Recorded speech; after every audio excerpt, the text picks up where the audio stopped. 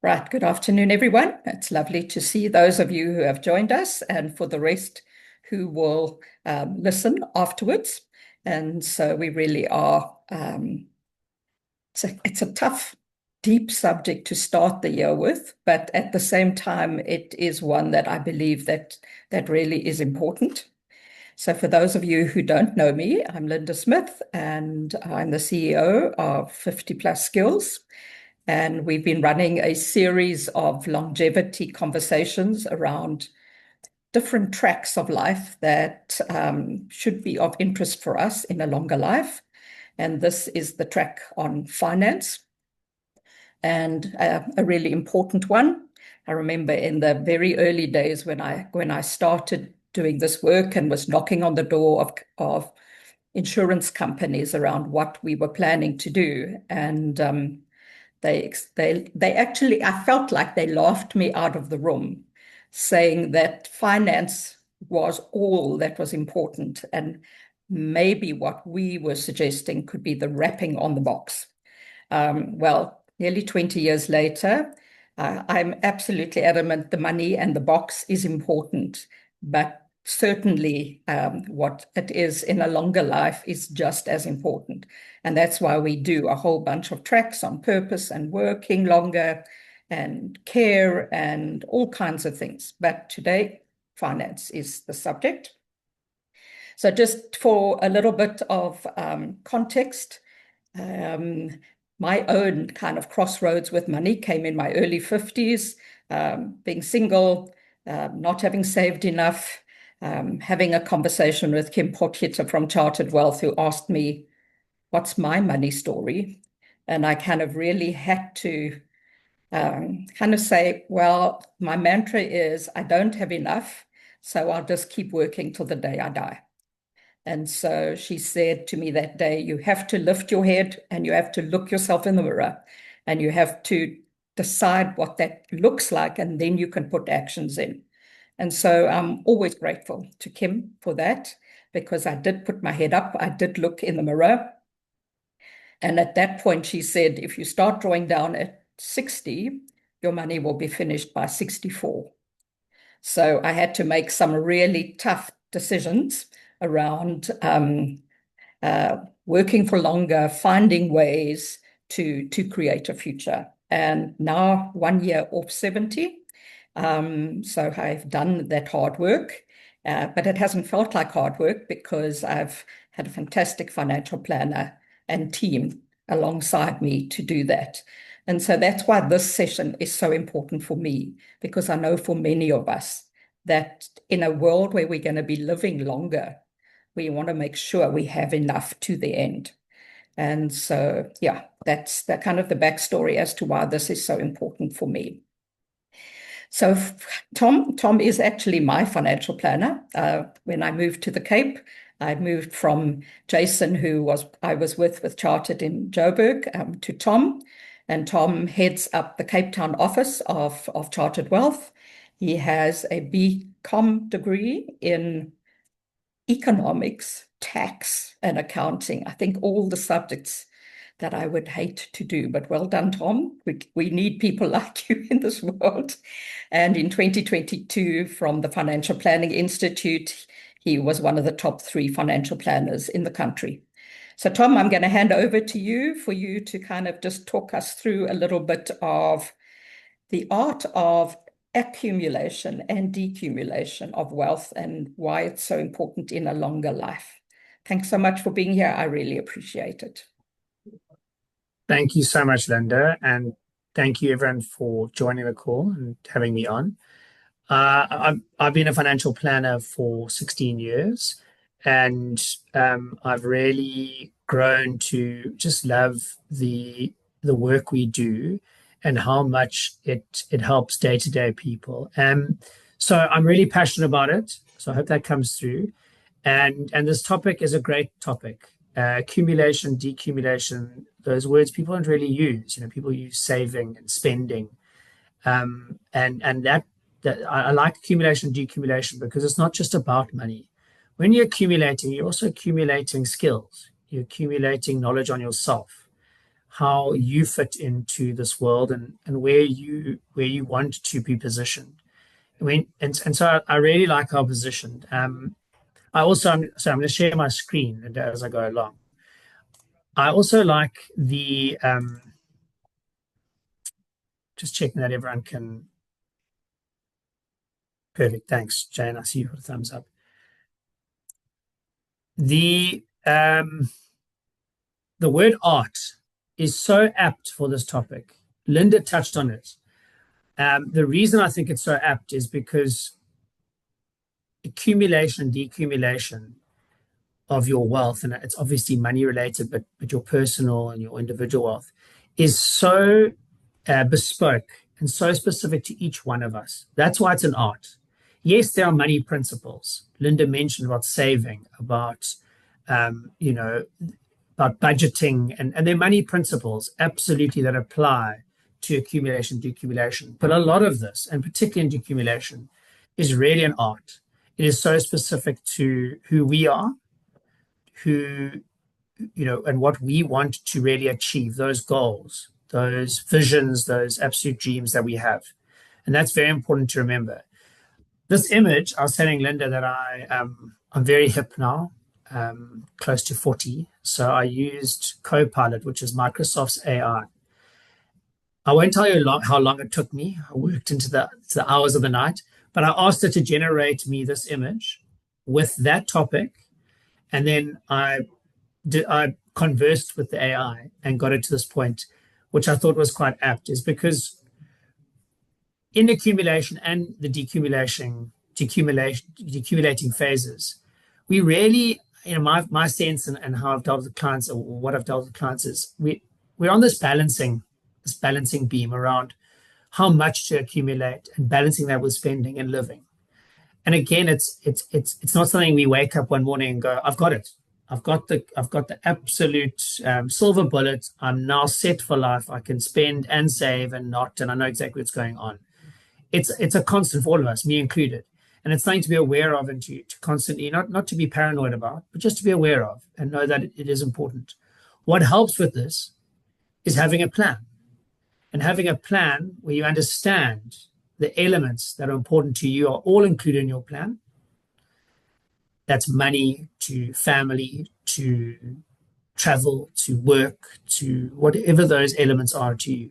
And that helps you make this ball sit in a position where you sleep better at night. You are a better person when you go out there in the world and whoever you're dealing with. And those are all important factors that majority and all of our clients are also striving for. So how do you start developing this plan? How do you start understanding what's important to you in accumulation and decumulation? And I think for us, we've developed a process over many years. And Linda mentioned my colleague Kim Portgieter. She really drove this hugely through traveling to far-flung countries and speaking to people, from psychologists to coaches to financial advisors, money people all over the world. How do we have tools, and how do we learn, or how do we get to understand and help people learn what's important to them? And simply, one of the areas that we think is so important is if you looked at 8 kind of areas of your life, and you can see them there on the left. We call it a balance wheel: play, work, give back, relationship, money, learn, health, purpose. Where do you feel you are in those areas? And what areas are needing work? And again, you're never always in balance here, but what areas are needing work? What areas are you absolutely satisfied with? And just to understand that, and this really helps shape that full picture. And then on the right, you'll see that same wheel is empty, and we call it a bucket wheel.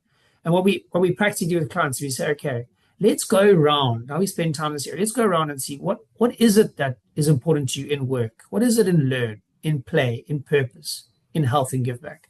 And we write down actual clients' goals and what's important to them. So for instance, work could be, I want to start working less and have more time for relationships, or I want to start working more and I want to start putting in a program or a process to be able to work 3 times a week, not just one. And we start unpacking those in each space. We can see what's important to a client. This intersects directly with someone's financial plan because a lot of these elements have financial impacts, as you can imagine, whether it's work, so that's the potential to earn money, play, that's the decumulation of spending and enjoying yourself and enjoying time and memories with people you love. Money ties into all of this. How do you feel about money? Where do you want money to sit in your life? Where do you want it to, what place do you want it? Do you want it to be an absolute servant, which I think is the purpose of money and not any kind of master? And then, of course, relationships, health, and so on. They might not have all full financial impacts, but they certainly are crucial elements of your plan. So when we have gone through this work with the client, we look at, okay, well, let's bring in everything together and let's actually project. Let's project what this accumulation to decumulation and beyond phase looks like and give us a really good understanding of where are you positioned. So Linda mentioned if she retired at 60, money would last to 64. That was a projection. Use a very dynamic and quite fairly accurate assumptions, which we can talk about. It's quite technical. We can always talk about that. But we project that.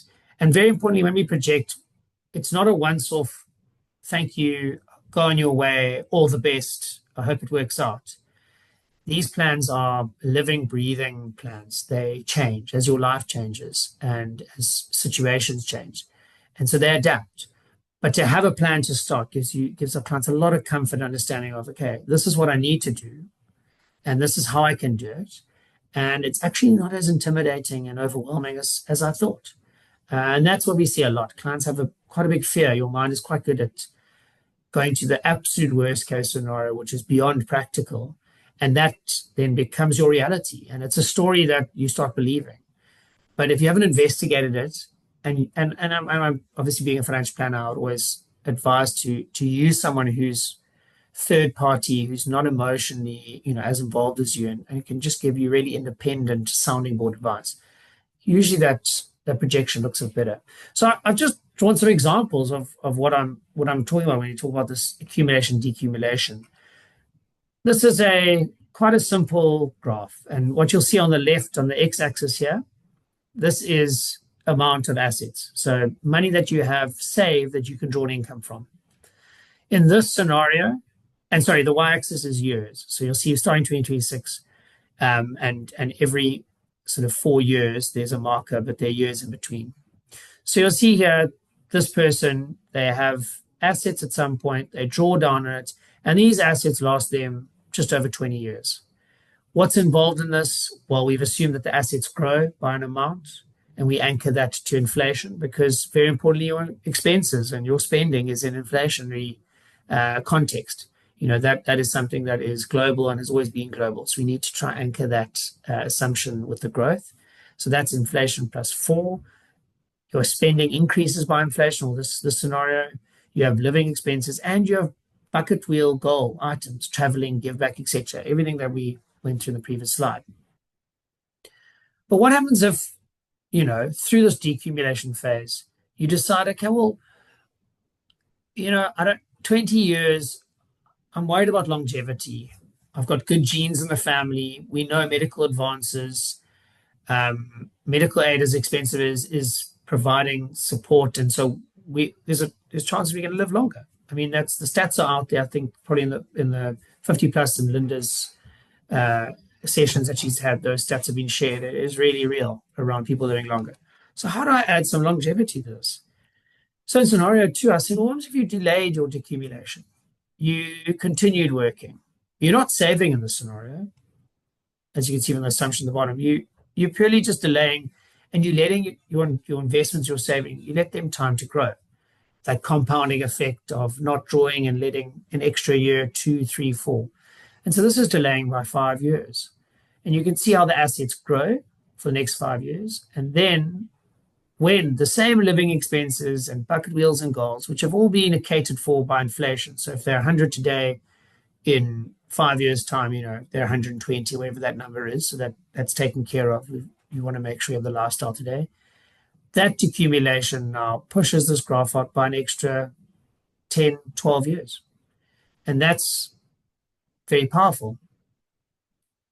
I just want to maybe pause here and see if anyone's got any questions or anything that's from what I'm going through they want to clarify.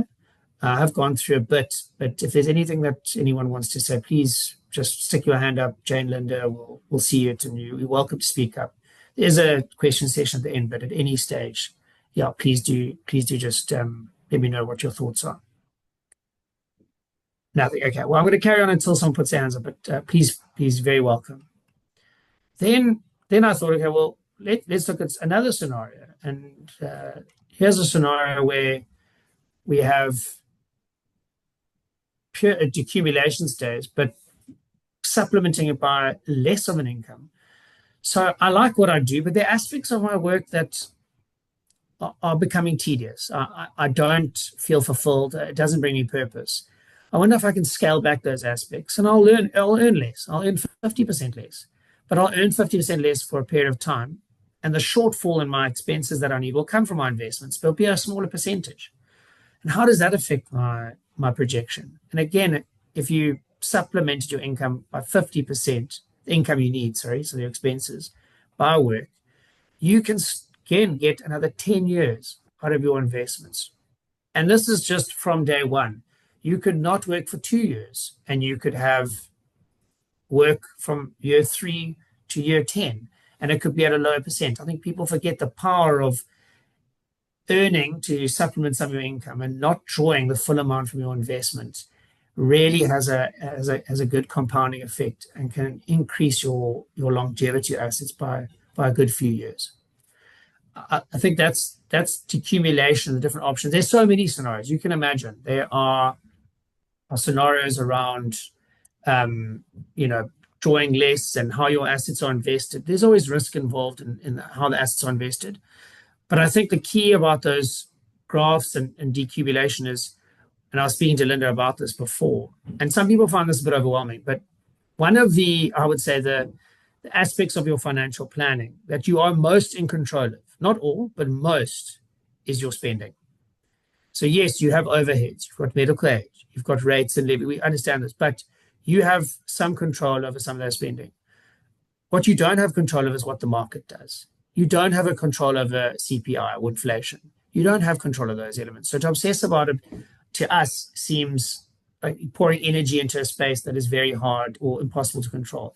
But if you look at your budget, and Linda, I know you've, and I can say this as a planner, you're very aware and very, very good on your budget, and you've been made sure that it suits your plan so well over the years, and that any element of it that's slightly out of kilter, you know why. And I think what's important is you starting to understand what you have for a while. You understand the consequences of that. Because financial planning and our role is not to take the accountability away from our clients around their financial plan and their financial future. It's to be an accountability partner and to shoulder that responsibility. But the full accountability at the end of the day sits with that person.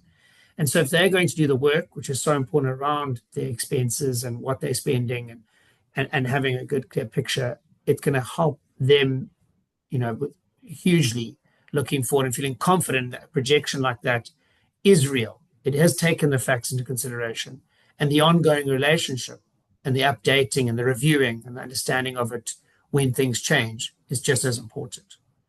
Yes, Len, thank you. Question. Can I read your question out, Len? You can. Perfect. A question I always have is, what is enough? In other words, how much capital should we have invested? I know this is linked to what your expenses are, but once I had an advisor tell me I should have 6 to 10 times my latest annual income earned as a starting base. What do you think?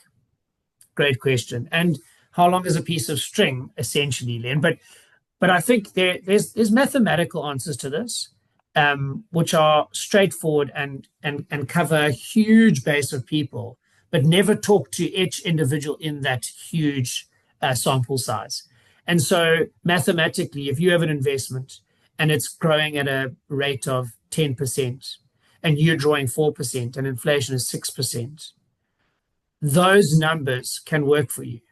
But what I'd say is medical aid grows by more than 6%. That is established on. If you're on private medical aid, you need to cater for that. That doesn't include goals and and all the bucket wheel items, and doesn't include extra earning potential, anything like that. So there is a mathematical way to always project, but projections are that they're projections. They're not the future seen through a crystal ball. So the ongoing around that is important. So I know I haven't answered your question exactly, Len, but it's important to put all the pieces of your life into a plan to know what is enough for you. Because what's enough for you, Len, is not enough for Sharon, is not enough for Jane, or it is. And an example of that is we've got clients that are happily living the life they want to live on 35,000 Rand a month. And we have clients that are struggling to get by on 150,000 Rand a month because their lives are different. And we don't judge, but what is enough for each of them is very different. And understanding that for yourself is important. But great, thanks, Len. That's a great question. Right. Thank you, Tom. Are we open for questions now? Or yeah. Or was there something else Absolutely. you wanted to say? No, I think there's the this money side and we're discussing, but another aspect of the decumulation phase is I think we've seen it's really a phase of your life to also start making sure that the affairs in your life are in order. And what do I mean by that? That you are tax compliant, that you have a valid will original, and that it is up to date, and that you've made sure your affairs are in a state that the legacy and the beneficiaries you want to benefit, if that's important to you, that they have the simplest and least traumatic experience in helping if they are involved, but in receiving that benefit. Yes, they are fortunate, and we can always talk about that. But I think we all have a duty to prepare that phase as well as best we can, and not have the attitude of, well, we're not going to be here, so we don't really care. We're not going to be involved. I think that's not the right way to handle it. So decumulation is also about, okay, what have I put off? What have I said, I'll get to it, or I haven't wanted to deal with it because, yes, something like death is morbid or tax just overwhelms me.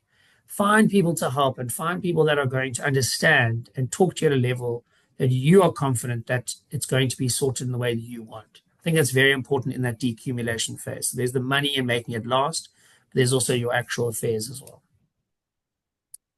Great. Thanks, Tom. Pleasure. Right. We're open for questions. Thanks, Tom. That was great. It was simple and to the point.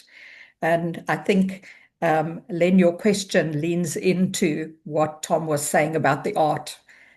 Is as much as we talk about the next chapter being unique for each of us, I think that there are those financial guidelines. But if you're working with a financial planner that can guide you in your own unique way, that's the best. And especially in a longevity world, because that's absolutely critical. That, I still see so many financial advisors meeting you at the point of selling you the annuity, and then they're no longer there. I'm so grateful that every year I get to have a meeting, I get to plan, I get to have Tom on the other side of the phone call if there's something goes wrong and I need to know. And I think I need it more in this later years than I would have if I had bought an annuity at 60. My investments are still growing, so I'm happy. Sharon.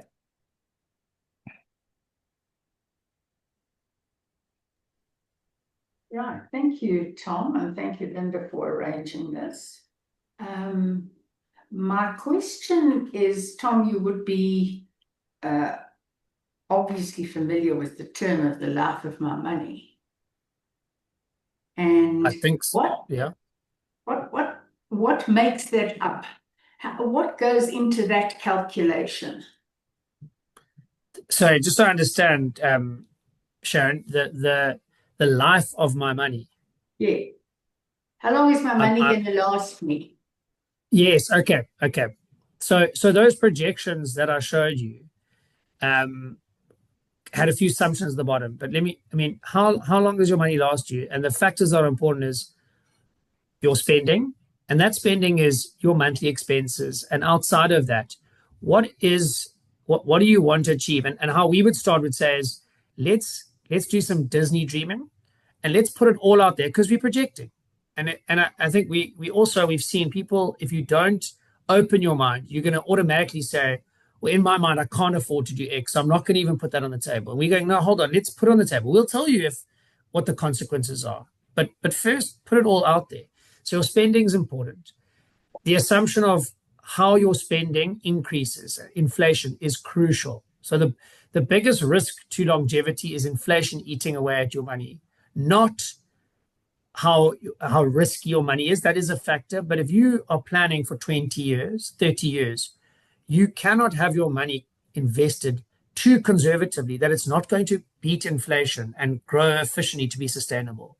And I think that's where, Sharon, you mentioned earlier around things to pick out for your financial planner. One of the questions I would ask is my money invested in a strategy, in a way that gives me the longevity to live this life that I've told you I want for 20, 30 years? What's appropriate? We plan to 100 for our clients.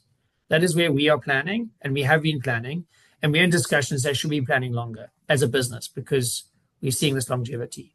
So that growth on your investments is important, but it needs to make, needs to be, not saying it has to be inflation linked, but you need to relate it to inflation because your spending is your expenses increase. That's the bottom line. So you want that. So it's inflation. What are you assuming your assets are growing by? What are they actually growing by? There's no point in assuming in the graph they're growing by inflation +4, but your strategy is inflation +2. Then that means nothing. Then it's sort of rubbish and rubbish out. And then there are technical assumptions in the background. There's tax must come into it. So, the systems we use have South African tax built into it. It's very important because tax is always going to be an element there. And then technical assumptions around that growth on your investment, is it interest or capital? Because they've got different tax elements to it. But those are the major factors that go into how long your money will last. I hope I answered your question, Sharon. Not completely, but so I'm just going to add, I just want to check, did you say that when you do this calculation, you go to 100? We are, and again, if clients say, I don't want to go to 100, we go, that's on you, but our experience and the stats and everything we look at, we go to 100. Not to say you must live to 100, but it's to give our clients confidence that the money is going to last them. Because our two biggest client concerns by far from day one after 27 years is, am I going to be okay? So I've accumulated, I've done things and things have had in my life, and now I need to draw from it. Am I going to be okay? And the second one is, I don't want to be reliant on anyone and my independence to be taken away from me, not because someone's going to take it forcibly. I have to give it away. So 100 gives that comfort that we believe clients can really feel confident in going out there and doing what they want to do with their lives. So that comes to the second thing for me, which is your last sentence was doing what they want to do with their lives, which is all very well, but there must be assumptions. What assumptions do you make for what if I can't look after myself?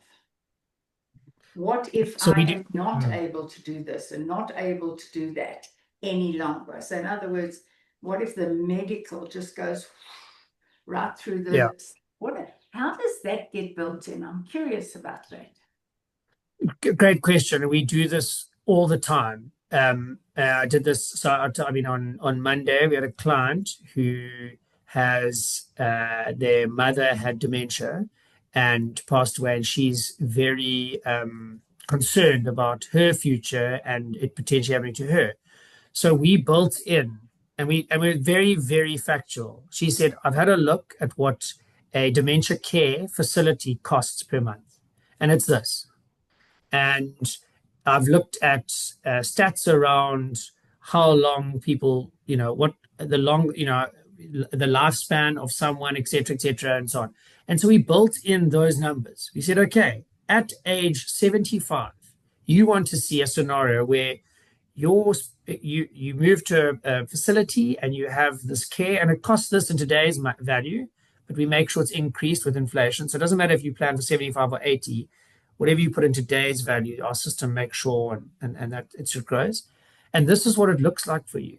And then we have conversation on, well, you won't be doing the traveling and you won't have the other expenses. And what else will be happening? And how much does medical aid cover that? And it's very much for that person. So you can, with tools like I've shown you, you can plan for any scenario, Sharon, but we make sure it's scenarios that clients want to see and are valuable to them. Because if you do 100, I think they lose their value quite quickly. Good. Thank you, Tom. Yeah. Okay, sure. Thanks, Sharon, for great questions. Jane. Tom, when I took out my first RAs, when you start working, you had these financial salespeople who came round and would sell you RAs, and then they would say, by the time you reach 55 or 60, we will then put it all into safe currency like gilts and cash and all of that. And if I look at myself, I've done none of that. And I'm looking at there's a stock market that's really on a good bull run. But do you have any advice as to an age range where you maybe should cash in some of your shares and put it in a safer currency? So I'm not going to try to answer it like I sort of semi-answered Len's question, but the strategy and what you invested in is not just age related; it's also drawing related.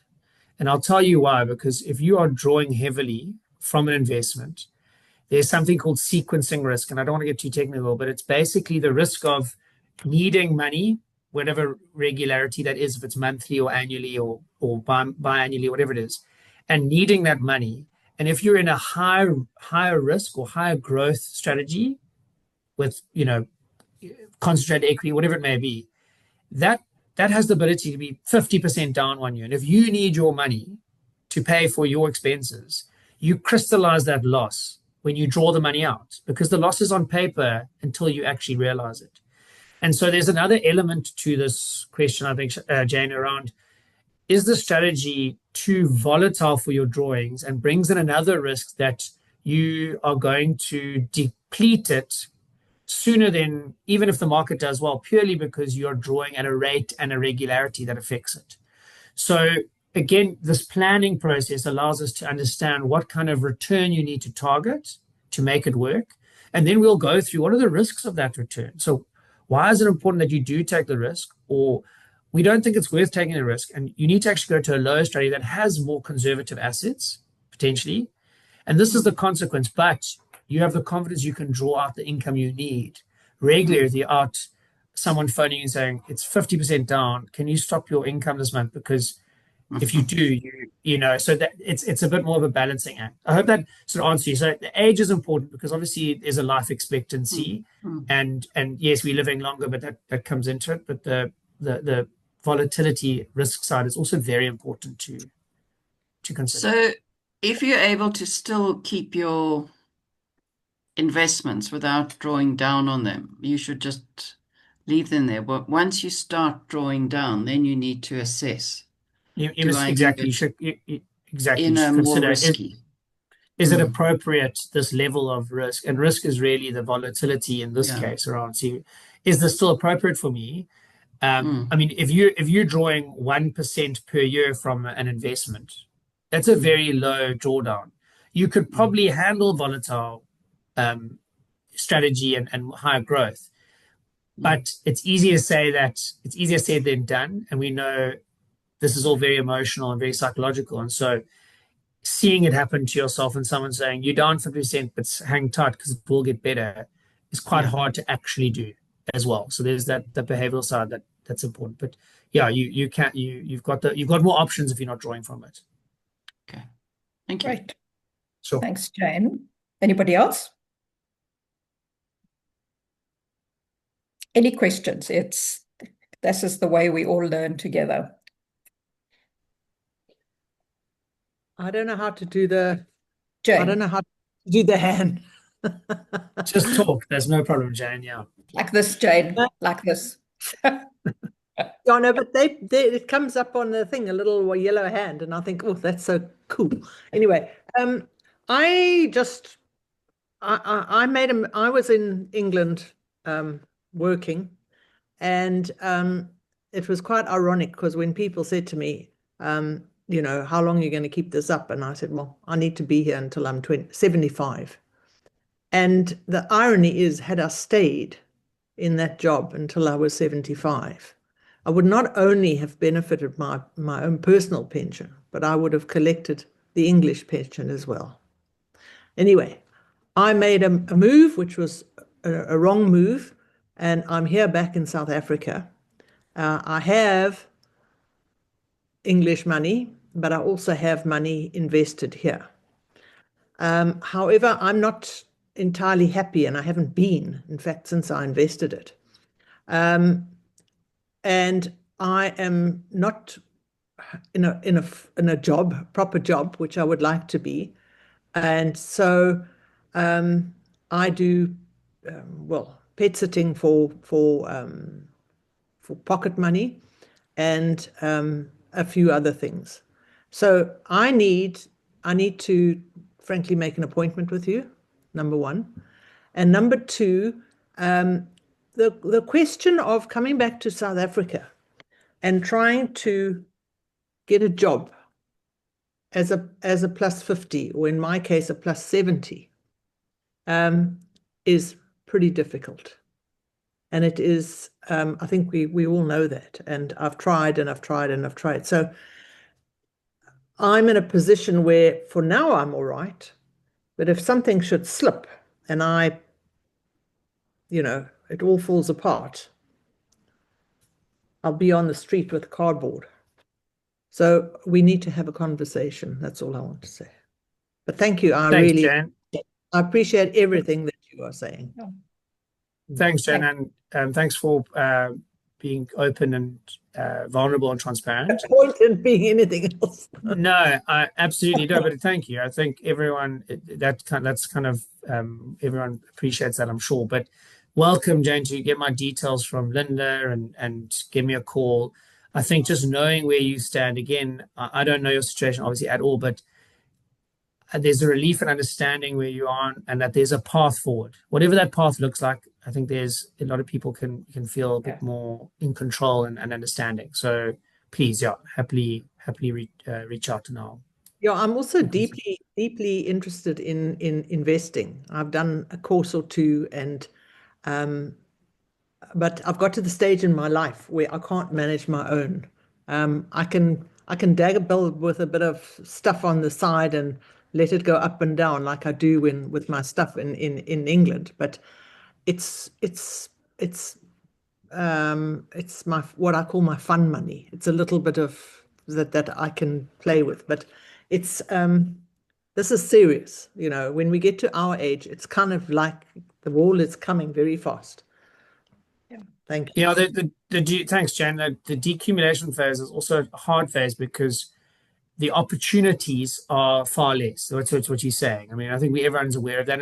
And South Africa might be a place that's got more of that less opportunity, but globally we see there is this ageism issue around, and so you're not alone in that. And so it's coming to grips with also you've got value to give, but it's not being taken up, and that's difficult, absolutely difficult for a lot of people. So thank you for sharing that. And yeah, when it comes to your own money in this crucial, Tina, sorry, I do see your hand. I just want to add one more thing, and then I'll come to you.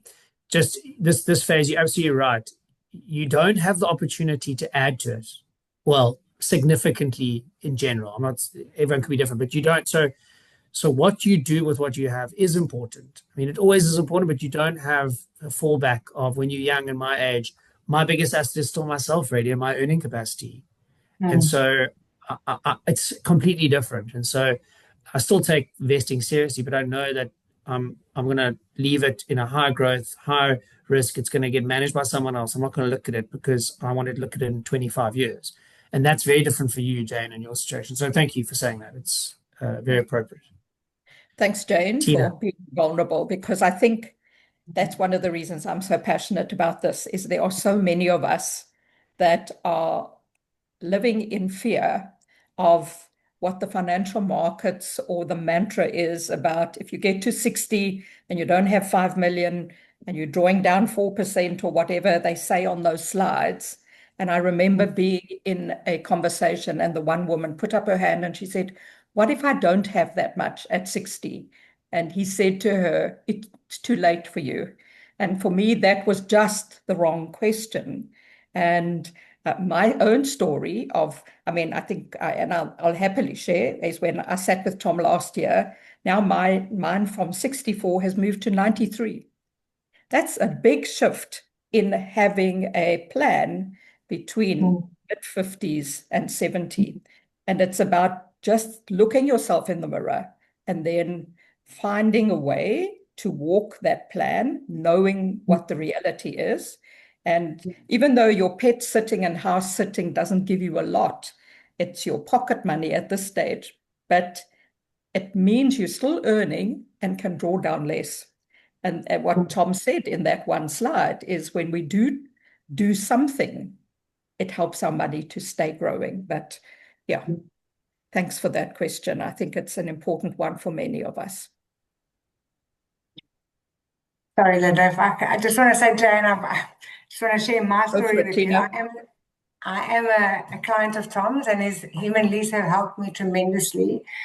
I had the privilege to stop working when my son was born 13 years ago, and my husband passed away 9 years ago. And financially, we were fine. And my parents, about 3 years ago, came to say that they had lost everything. So from what we had inherited, we had now have to look after them as well. My dad had cancer. And being in the HR environment, I'm always excited to hear that everybody was told to get retirement fund, but nobody was told what to do with it at the end. So I'm very passionate about Linda's 50 plus as well, because for the first time I'm faced with what am I going to do with what I've got left? I'm not producing an income at the moment. I've got to look after my parents. And when they're gone, I still have to look after myself. So how long can that stretch? And I think in doing the 50 plus with Linda, realizing that at their age they can still work.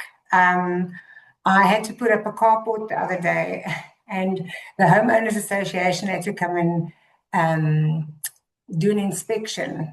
And to my surprise, when I got outside, there were 4 80-year-old men, the most amazing men, all of them ex-engineers, and that's what they do. So they work once a week on a Wednesday and they just come and have a look. And it gave me so much hope that there is still an opportunity for my parents to work or do little things, bake cookies, and like we say, anything where you can bring an income in the meantime. But I think the most liberating thing for me in being with Tom and them is that the fear has gone. I don't want to live in fear. I've just received brand new neighbors, and they are 80 years old. Our complex has got an old age facility, but obviously the levies are much more expensive. And their kids spoke to them and said, "Mom, Dad, let's rather move into the normal side, which is costing them a lot less.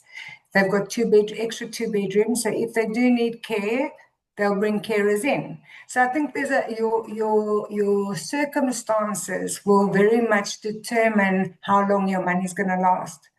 So let's say they are 70 now, let's say they get to 85. Tom said maybe in 15 years your income will increase again because you won't have that liability anymore.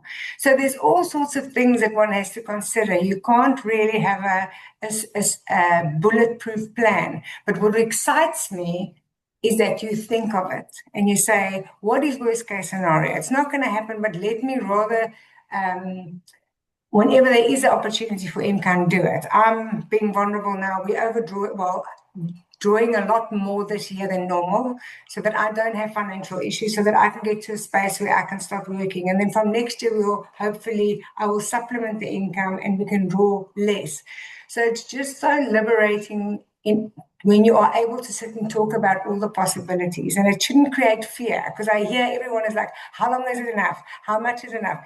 You will have the ability to manage that, I think, all the time if you are willing to have the hard conversations. So, yeah, with my parents, yeah, I had to say to them as well, they've made bad decisions, or maybe not the best. But where are we now? What can we do with what we've got? You've got to turn away from the past and say, let's work at what we've got going forward. Thanks, Tina. Yeah, the scenarios are unique, every single one of us on the screen, and we never know when the curveball's going to come. And that's also part of it. We plan, but then the curveballs come, but so do windfalls. And windfalls aren't always money, they're all kinds of things. But I think when we live with too much fear, and the older we get, we know that fear causes a lot of stress, and that's not good for our health. So anybody else have a question? Got 5 minutes. I don't have a question, but I just have an observation. The word has come up quite a lot in this conversation. It's this fear word.